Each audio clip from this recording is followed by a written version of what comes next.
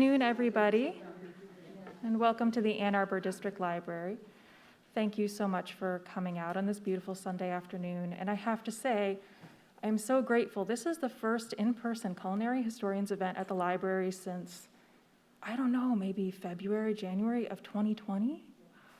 So it's so great to be back. So thank you all for being here to talk about the book Satisfaction Guaranteed. So I'm going to hand it off to Glenda Bullock, and she's going to introduce our speaker. I just want to note so that we will have a Q&A as well as a signing after the talk. So we'll be signing books over there. And I want to hand it over to Glenda. Thank you so much.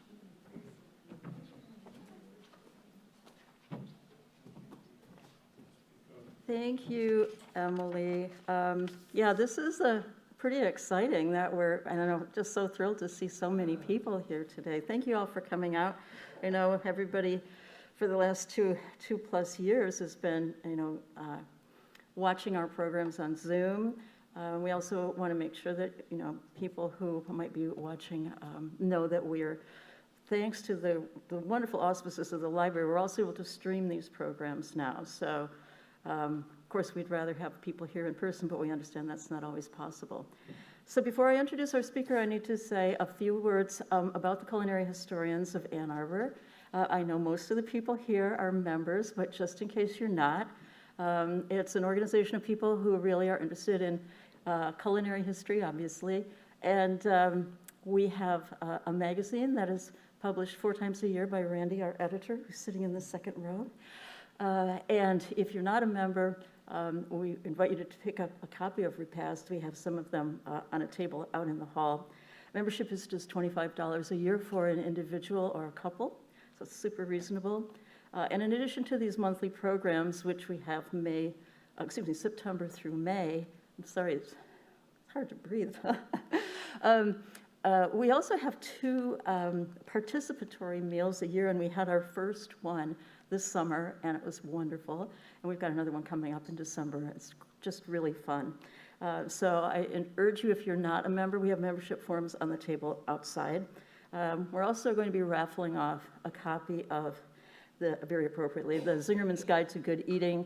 So if you haven't already put your name on a card out in the hallway, please do that before our raffle, before our drawing. And before I introduce our speaker, I want to invite Randy Schwartz up here to say a few words about our founder, Jan Longoni. Thank you, Glenda. The Culinary Historians of Ann Arbor will be celebrating its 40th birthday. We'll be celebrating the 40th birthday next year of the Culinary Historians of Ann Arbor. Can you hear me? Yes. Good. Unfortunately, we were very sad to lose our key founding member, Janice Longoni, in August. I don't want to take up the whole program listing her accomplishments, but many of you knew Jan or knew of her accomplishments. I thought what I would do to indicate the influence that she had nationally and internationally was to read a brief tribute to her that appeared in the monthly newsletter of the Culinary Historians of Canada. Janice Longoni, 1933 to 2022. We are sorry to report that esteemed culinary historian Jan Longoni, founder of the Culinary Historians of Ann Arbor, passed away this year.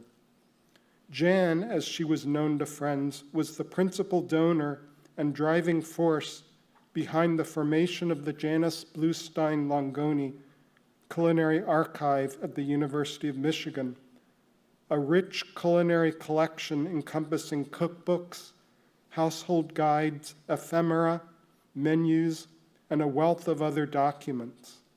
It was the culmination of the lifelong interest in culinary history that she shared with her husband, chemistry professor emeritus Dan Longoni. For many years, Jan ran a mail-order bookshop, the Wine and Food Library, where she numbered Julia Child among her customers. She hosted a radio show on culinary history called Adventures in Gastronomy in the 1970s. She had a particular interest in charity or community cookbooks, a topic about which she lectured and curated exhibits. One of her proudest accomplishments was surfacing the book, A Domestic Cookbook by Melinda Russell, the only known copy of the earliest known cookbook authored by an African-American woman. It was published in Paw Paw, Michigan in 1866. Well, we'll be having a lot more about Jan's life and accomplishments in Repast, and there will be a memorial here in Ann Arbor later for her, but I wanted to mark her passing. Thank you.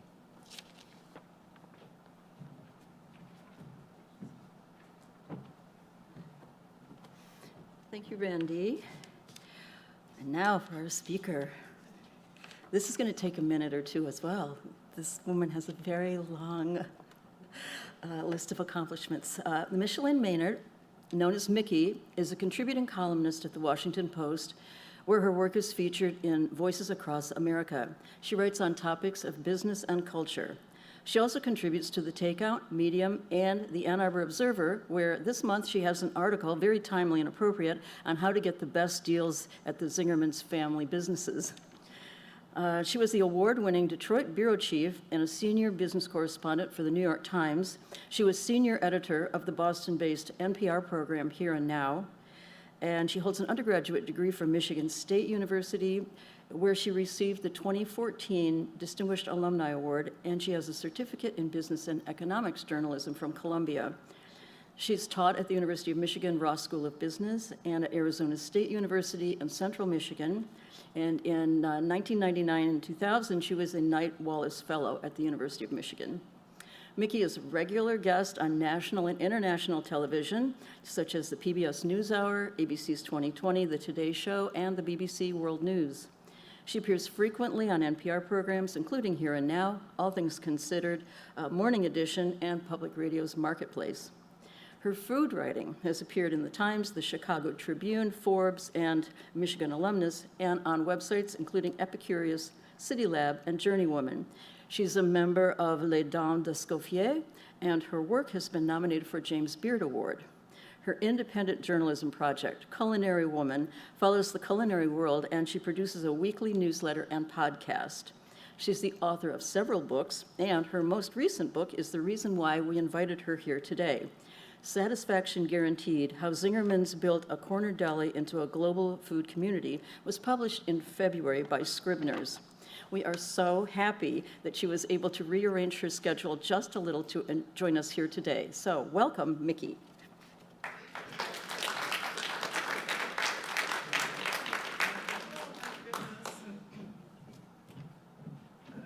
That's a very generous introduction, and before I start, I want to just share a couple memories of Jan. First of all, my father was from Massachusetts, and so was Jan. So to me, her voice sounded very familiar. I always felt when I had a program and I saw Jan quietly come into the room that it was one of the greatest honors that I could receive as a speaker. She's incredibly helpful to me in my research and very welcoming, and always if I had a question, she was there to answer it or recommend somebody who could answer it for me. So we've lost a treasure, and I'll miss her very much, but I know that you will honor her in the way she deserves. So thanks for having me. This book, you'll probably have some questions at the end, but I will tell you that this book takes advantage of all the sort of life experience I've had living in Ann Arbor. And it was kind of funny when I sat down to start writing, things that I'd soaked up since I was a kid were coming out of my fingertips. The first thing I want to mention is moths. So who remembers moths? I knew it. I knew you would all remember moths. Okay, so when I was growing up, my mother, Bonnie Maynard, who some of you might remember, she loved to go to moths. We liked it because we thought it was pretty hip. You know, it's got the palm trees and the black and white tile. And unbeknownst to us, the two people who started Zingerman's were actually working together at Maud's. You will recognize them, Ari and Paul. And they said that it's very interesting. I did a program with them at the deli, and Paul dismissed all of the misconceptions about their relationship. They were not college roommates. They did not dream up Zingerman's itself while they were working at Maud's. It came about after Maud's.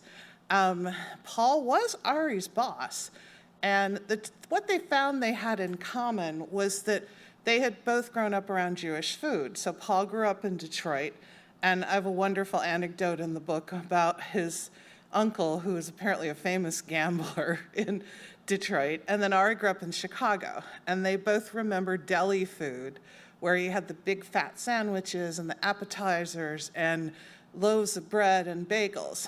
I didn't grow up that way because when I was growing up, Ann Arbor didn't have a deli, anything like that. If you wanted that kind of food, you went to Detroit, you went to Oak Park, you went to the northern suburbs. The Blue Front, which you probably all know, would bring in bags of bagels on Sundays.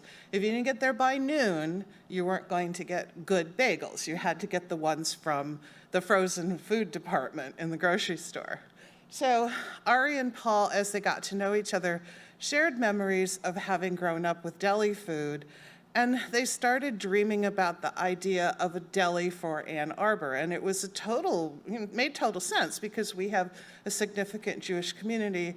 We have people who travel. We have people who like that kind of food. We just didn't have immediate access to that kind of food. So it was their meeting at Maud's, where Paul was the manager and Ari worked for him, that led to the discussions about forming this deli. But they actually had a friend who was in on the conversation, Mike Monahan, and I'm sure some folks are customers of Monahan's. Monahan started 2 years before the deli. Mike Monahan loves fish, as you might imagine, to stay in the fish business for more than 40 years. Mike and Paul were partners in Monahan's, and Paul enjoyed the business experience. He wasn't as crazy about fish as Mike was. And there was actually an opportunity for Monahan's to do a second store in Farmington Hills. And they took that opportunity, and expanding to 2 stores was a terrible idea because it just made their resources were stretched too thin. They were near a Kroger store. The Kroger store could undercut fish prices. So remember this idea of 2 places and how difficult it is. But Mike Monahan was one of the spark plugs that encouraged Ari and Paul to go ahead with their dream. This is Monahan's. I think this is an old photo of Monahan's, but you can see the idea of carrying really good quality products and selling them to people in Ann Arbor and people in our community. And one of the things that Ari and Paul learned from Monahan's was that you could offer a quality product and people here would be very interested in buying it. So one day, well, actually, just to give you a little background. So Paul had risen in Main Street Ventures. And you know Main Street Ventures is the parent of the Real Seafood Company, Maud's, Grazie. He had been offered a partnership. And he decided to take out a second mortgage on their home so he could purchase this partnership. Ari had gone away to San Francisco and had come back. Well, there was another opportunity that interrupted the idea of Paul becoming a partner in Main Street Ventures. This little building, which has been there a long time, was actually a deli before it was Zingerman's. And it wasn't doing very well. It was only open for about 8 months, and then the owners decided, you know what, we can't make it work. I've known a few people who ate there. I think it was called Desideritas, and they said that the sandwiches were only okay. They weren't anything like what Ari and Paul wanted to do. So the lease was going to be available, and Paul heard about this, and he went over to Ari's house, and he woke him up, and he said, okay, we're going to be able to do the deli we've been talking about doing. And so the two of them sat down at Ari's typewriter and they bashed out a business plan because they knew that even between the two of them, they didn't have enough money to actually start the deli. So Mike Monahan gave them some advice and they went off to banks around the area. And this is 1982. So I don't know if you remember, but interest rates were at record levels. We were in a recession. The car companies were cutting jobs. And it was a terrible time to try to borrow money. And they went and they went and they went and they finally found someone who could loan them money at 2% over prime, which was 22%. So with the loan, with Paul's money from the mortgage, and with a legacy that Ari had from his grandmother, they were able to scrape enough money together and they started the deli on March 15th, 1982. There's a reason why I remember that date specifically, not only having written the book, but in 2020, I was approached by a literary agent for the idea of writing this book. And you write a book proposal and circulate it to publishers. And the editor from Scribner's asked if she could meet with us and Ari. The date was March 16th, 2020, which is the day that Governor Whitmer issued the stay-at-home order. So a day after their 39th anniversary, Ari came to the meeting and said, "This is the worst day of my life. I've had to lay off 300 people." I will complete that story a little bit later, but let's get back to the opening of the deli. So this is what the deli originally looked like. Does anyone remember it looking like? Okay, great. So, now if you think about that big campus that they have with Zingerman's next door, with the tent, with the indoor seating and all that, that was way down the road. The original deli had these little tables and it had a few stools against that front window. And then it was loaded, see the sandwich board that's up there? And it was loaded with cheeses and meats. And one of the reasons why they carried so many products was this faith that they had in consumers in Detroit and southeastern Michigan. And they felt that if they got excited about something to eat, that everybody else would get excited about it too. So they knew that they had some education. One of the things that they wanted to make sure was that anybody who worked there understood what they were selling. And as Ari told me when I was working on the book, at the time that they got up and running, maybe the grocery store had one kind of olive oil. We were still using, Crisco. We were still using just clear, flavorless oils. He said, yeah, we had 3 when we started, but they soon grew to have a lot more than 3, and they grew to have olive oils where they knew the individual producers in Spain and Italy and France, and they could tell you the whole story of how the oils had been produced. I don't know if anyone's ever been to the program that Ari has every year where he gives samples of his favorite foods. But he's had olive oil producers come and they show us that nets that they put under the trees and the rakes that they use to pull the olives down off the trees. And so pretty much anything you see on the shelves at Zingerman's has some kind of a story that's similar to that. One of the other things that they were among the first to feature was balsamic vinegar. Now, if you know of a store called Williams-Sonoma, of which we used to have one in Ann Arbor and we no longer do, Chuck Williams, who is the founder of the store, was the person who really popularized balsamic vinegar from Modena, Italy. There's 2 places in Italy where it's considered to be the authentic balsamic vinegar. Ari is someone who does a ton of research into foods, and he had tasted the authentic balsamic vinegar and decided that Ann Arbor should have balsamic vinegar, so Ann Arbor got balsamic vinegar. If you see those little leaflets up next to the bottles, they did write little descriptions so people could take it home because, so in the 1980s, I would say bottle of balsamic vinegar was maybe $5 or $6, but you would go to the grocery store and buy Heinz vinegar for under $1. And they had to convince people of the, why you were spending $5 or $6. And obviously you can now spend a whole lot more than that. They have a glass case over there where some of the vinegars are $250 and they're under lock and key. But it was the beginning of their belief in educating people about food.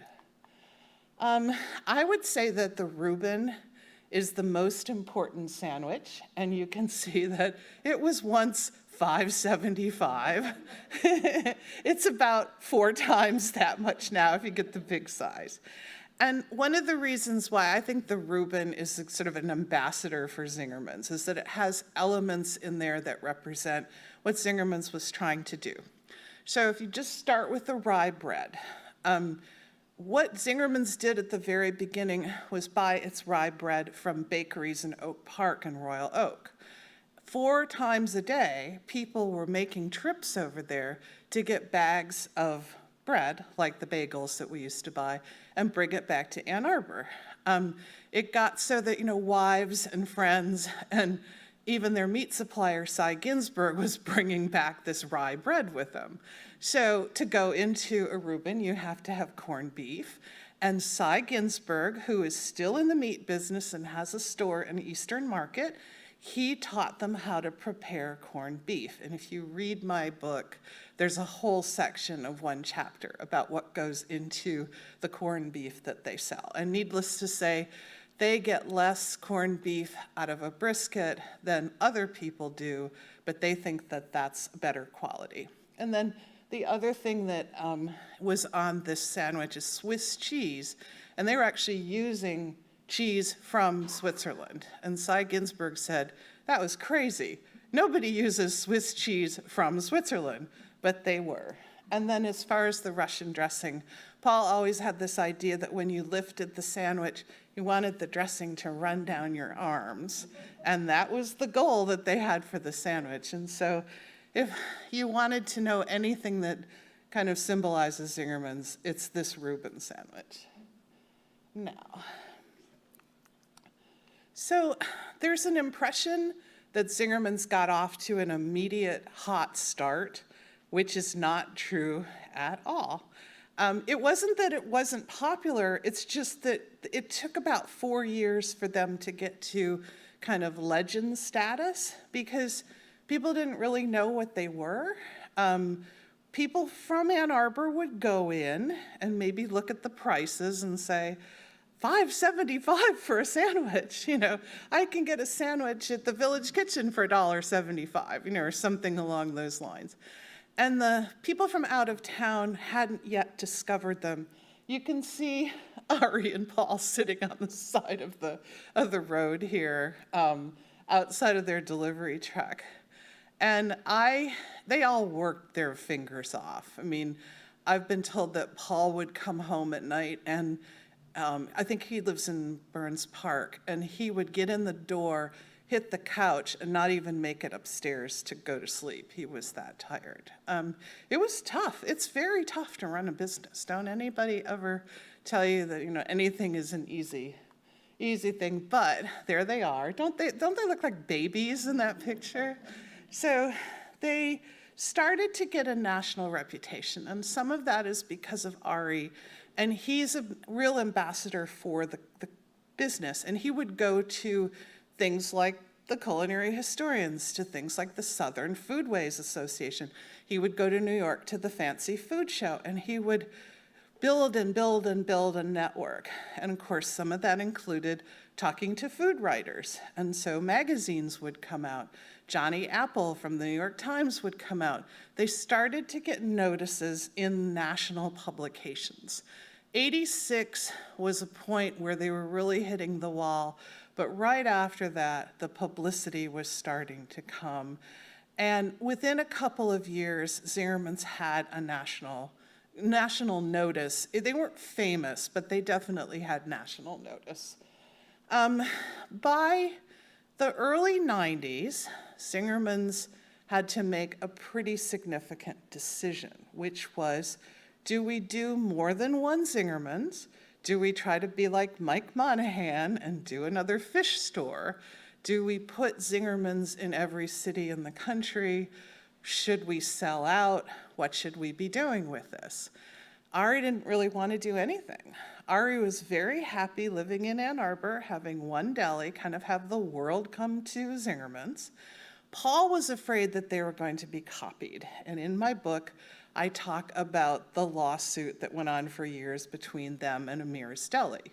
So they felt that Amir's was passing it off as a copy of Zingerman's. Amir's would say, you can't trademark sandwiches. You can't trademark black and white tile in a deli. Come on. And that lawsuit went on for a long, long time, I think about 15 years. But in the process, one of the things that Paul found out was that if they were going to be successful, they couldn't just stand still. It was time to start building, as you can see, a community of businesses. And what that meant was, don't make the trips to Royal Oak. Don't count on Cy Ginsberg to always be teaching you how to make corned beef. Don't buy commercial cream cheese. It was time for them to become producers as well as assemblers, I guess you could say. So the first business that was started was the bakehouse. Are people customers of the bakehouse? I would think. Yes, hi, Matt. So I was a huge customer of the bakehouse. And this is the rye bread. And they basically decided, okay, it's time for us to make our own bread. And Amy Emberling was one of the people that is the original founding partner of the bakehouse, and she's still there. They decided that if we're going to have an essential ingredient, it better be the bread, and we'd better learn how to make it ourselves. So the bakehouse is a very important business for them because it's not only a business that feeds Zingerman's itself, it's a business, and I mean feeds in a couple ways. It not only supplies bread to Zingerman's to use in its sandwiches, to the restaurant to use in breakfast dishes, etc. It also has a big wholesale business, and it also has a big business in mail order. And so when the pandemic hit, the bakehouse kind of suffered because their corporate business had fallen off. They were delivering crates and crates of bread to places like the Ford Motor Company cafeteria, and when Ford Motor Company closed, that bread business went away. But that bread business found someone else to take it, which was in mail order. So from about 1989 forward, Zingerman's was regularly taking phone calls from people who wanted to order its products. And so what they would do back then was they would just take a phone order. People did have credit cards, but I think they would let them send a check even back in '89. Then they would package it up, put it in US mail boxes, take it to the post office on Stadium Boulevard, and finally the post office called and said, we can pick them up. You don't have to like sneak the packages in, after hours. So mail order, that is the first mail order catalog. And see the distinctive graphics of Zingerman's, which is something that has been a feature of the company since it began. It was hand-drawn, that first mail order catalog, and then it was reproduced. So mail order was part of Zingerman's from about 1989 onward, but it was 1999 when Zingermans.com was established. It seems like hard to believe that the internet hasn't been around longer, but it was 1999 when Zingermans.com started, and then mail order got as sophisticated as it could about the mail order business, which is a whole different thing than selling bread in a deli or selling cream cheese in a creamery. There's a lot of analytics that go on. The mail order catalog has 2 million names in its database, and 100,000 individual people a year buy something from mail order. I am one of them. I use Zingerman's a lot for bereavement gifts, baby gifts, congratulatory gifts. So Does anybody know what the most popular mail order item is? Anybody read that far in the book? So what do you think it might be? Oh, good guesses. So that's actually the second most popular sour cream coffee cake. No. That's too. They do sell a lot of them, but the most popular thing is Ortiz tuna, which is the tuna that's about $7, or you can buy a case of it. And they sell tons and tons of that tuna. It's good tuna. It's easy to ship. People look at the other prices and say, oh, $7, I can afford that. But sour cream coffee cake is the second most popular item. And people send it as corporate gifts. They send it as individual gifts. They send it for shivas. They basically, Christmas, lunchrooms around corporations around the country have Zingerman's coffee cake in it. So along with food is a Zingerman's philosophy. So you were talking about the Zingerman's Guide to Good Eating. This is a book called Zingerman's Guide to Giving Great Service. And Rick Bayless, the Chicago chef who's mentioned in the book, he told me that the thing that's most valuable to him as a restaurant owner is the Zingerman's service philosophy. Because unlike Ann Arbor, where we have lots of people running around doing university studies and with multiple degrees, his people in Chicago don't have that level of education. So it might not be possible for them to study the differences between 50 kinds of olive oil, but he wants them all to have the same philosophy of service, of making sure that the customer is satisfied, of solving problems if they come up, making sure that everyone who leaves tells a positive story if possible, instead of putting a 1-star review up on Yelp. So the Zingerman's philosophy is a really interesting part of the company, and I think if you are interested in business techniques and business management tactics, it's interesting to read those chapters. I don't think Zingerman's as a food company would exist without the thought that it's given to training its employees, the approach that it has to business, and the way that it looks at the future. And so there are whole chapters in my book that just talk about that. And so one of the things that got started very, very early on was that Paul and Ari would trade business books back and forth and philosophy books back and forth. And they would circle ideas that they wanted to try. Sales and service is a very important part of it. If you've ever eaten at the Roadhouse, you might see Ari walking around with the water pitcher. And that's very deliberate, because by walking around with the water pitcher, he can see, are you enjoying your food? Are you having a conversation? Have you been looking around trying to get attention of a server? The special that we put on tonight, are people ordering it? Are they not ordering it? Are you going to take anything home, or are you leaving a half-empty plate? And the funny thing about it is that he says a lot of people don't know who he is, because he's just this tall guy in a t-shirt and jeans. And they'll talk about Zingerman's right in front of him, and that's great intel for him.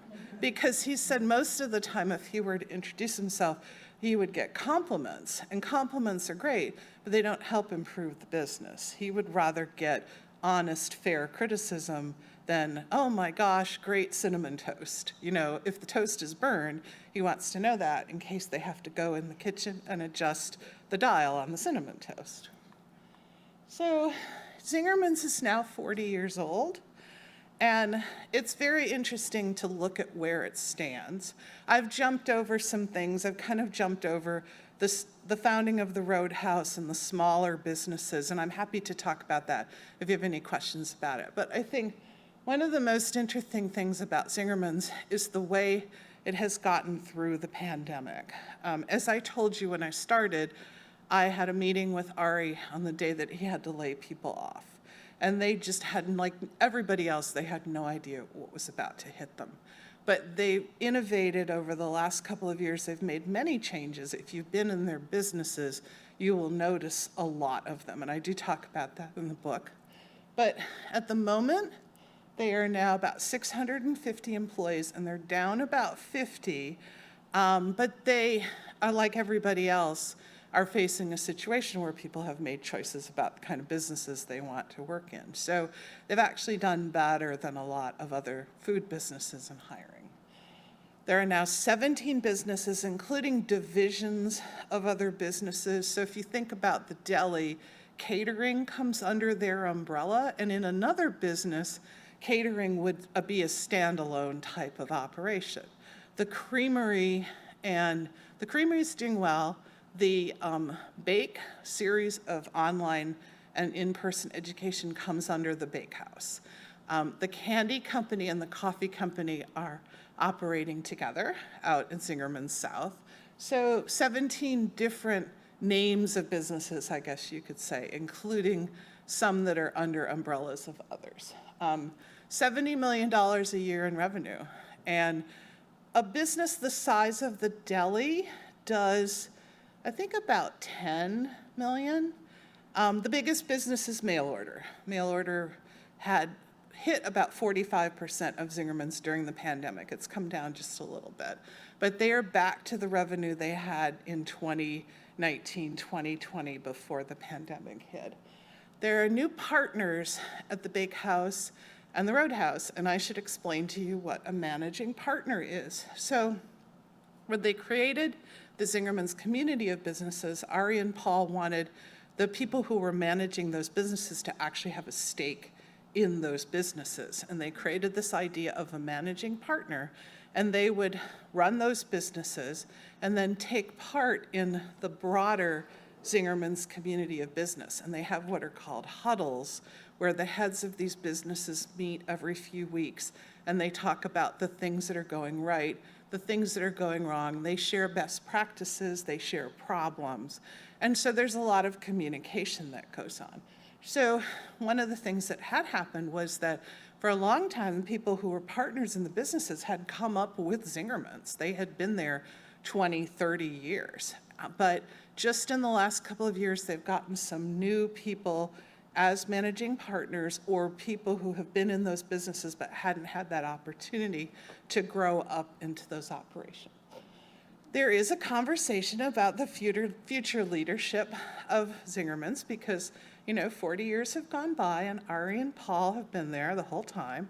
Paul, as you may know, has his own deli now out in Las Vegas called Saginaw's with a life-sized Mr. Big Boy, except it's Paul Saginaw that you can take a selfie with.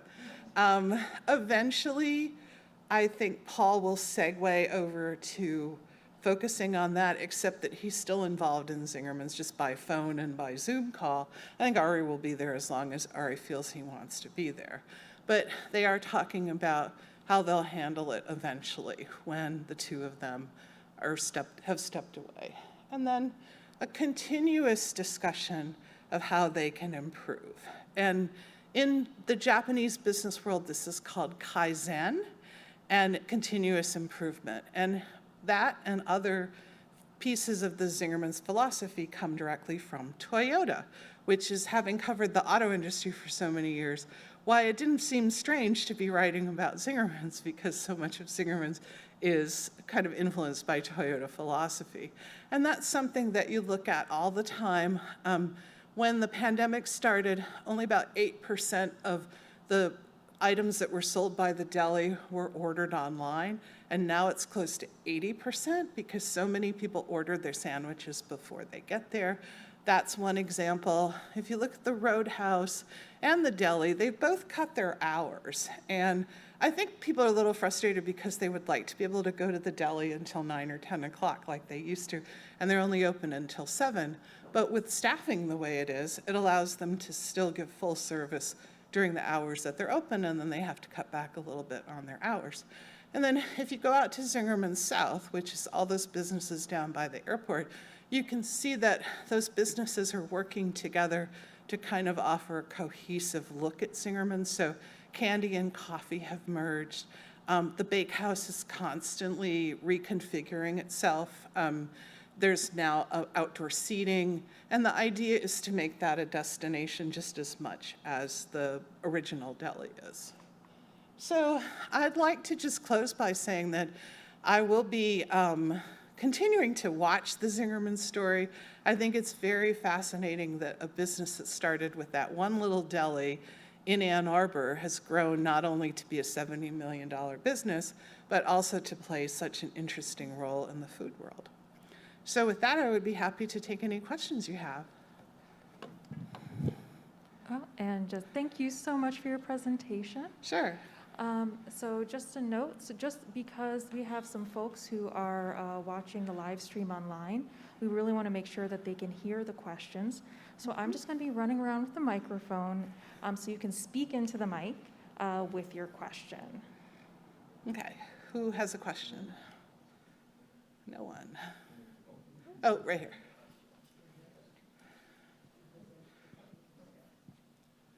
First, I want to congratulate you on your comprehensive index. I looked up Obama, sure enough, there he is on several pages. Cornman Farms, I live near Dexter. Okay. I was inspired by They're that in story. there. Yeah. How would you compare the experience of ordering a Reuben kit if you live out in California and assembling it yourself to the experience of ordering one at the deli? Oh, well, so if you order one at the deli, you do it one of two ways. You would do it online, or you would go there. There are still a number of people that go and order their sandwich on the spot. The kits are a little different because you're getting more food than an individual Reuben. You're basically getting, I think, enough for 2 sandwiches. They'll give you pickle, they'll give you potato chips. It's more of like a meal you could have with someone than just a sandwich you would have on your own. And then they give you instructions on, do this, do this, do this, squish it together, slice it. It's not just a bunch of ingredients that come in a box. They give you a little story card, recipe card that goes with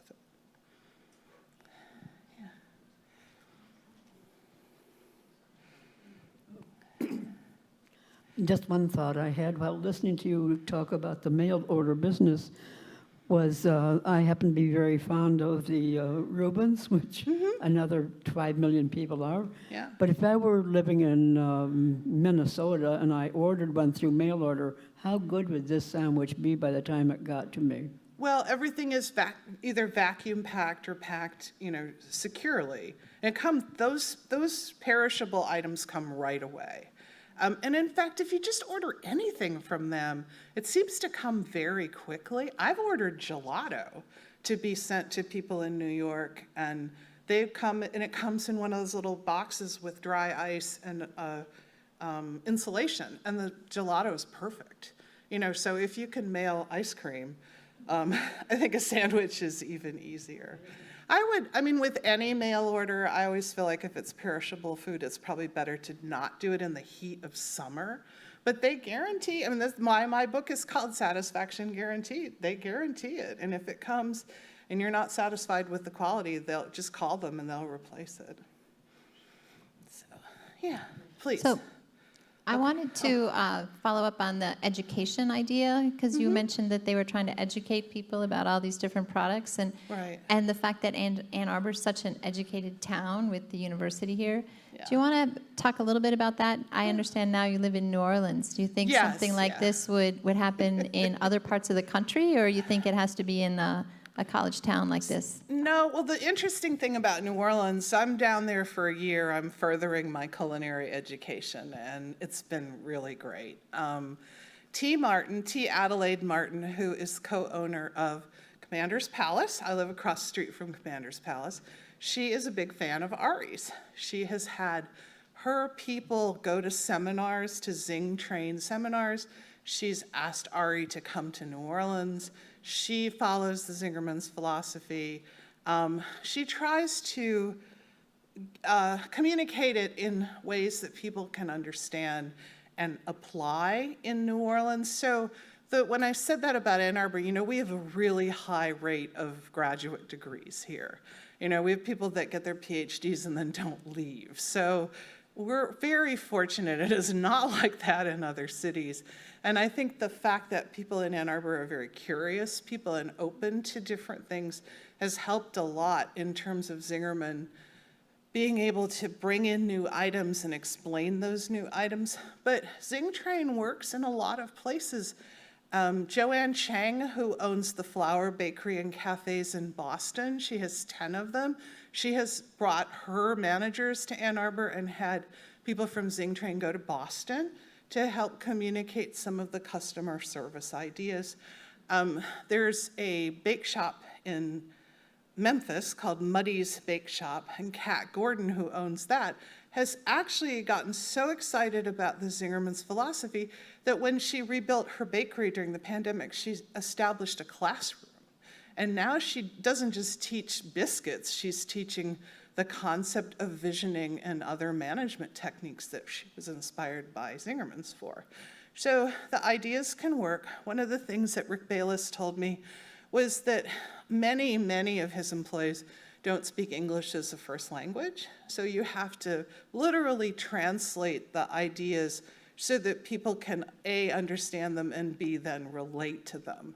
So something that might be kind of a bunch of bullet points for us that, folks could go through, could only be 2 or 3 bullet points for his folks until they get a grasp on the idea and then can go from there. So I wouldn't call it Zingerman's light, but it's Zingerman's tailored to an audience, and that's pretty much how it works. Yeah.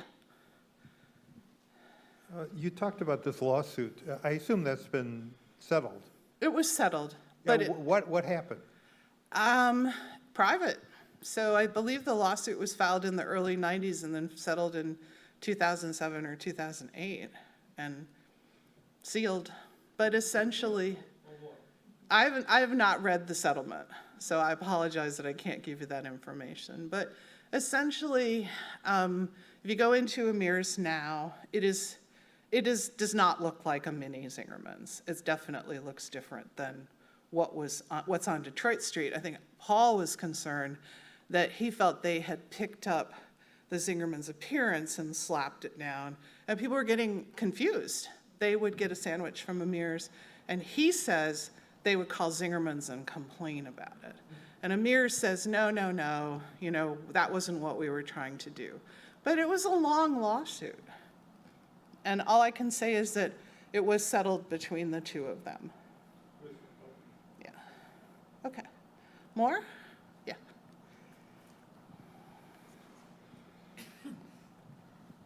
I'm sure this story is apocryphal, but I have heard that part of the Zingerman's philosophy is if no one's complaining about the price, it's too low. Oh, I've never heard anybody say No. that. Okay. No. I mean, lots of people complain about the prices. That was Absolutely. that was I'm one of something them. that I heard over and over again on social media when my book came out. And, $20 for a sandwich. well, they do deal with it on the website. There's a whole section on the Deli website that talks about why the prices are where they are. Good, and I'll have to look that up. I actually, and as was mentioned, I have a piece in the Observer that was, what had happened was I gave a special bonus to people who pre-ordered my book, and it was how to get a deal at Zingerman's. And I figured, well, okay, we've done the pre-orders, and people might appreciate knowing how to get a deal at Zingerman's. So that's how that article ended up in the Observer. And you can get, I wouldn't say bargains, but you can get some discounts, and you can get prices that are a little lower than you might, like what they call rack rate in the hotel world. There are some ways to get adjustments. Yeah. Any more? Great. Well, I appreciate it very much. Thank you for being such a wonderful audience. And I have books over here.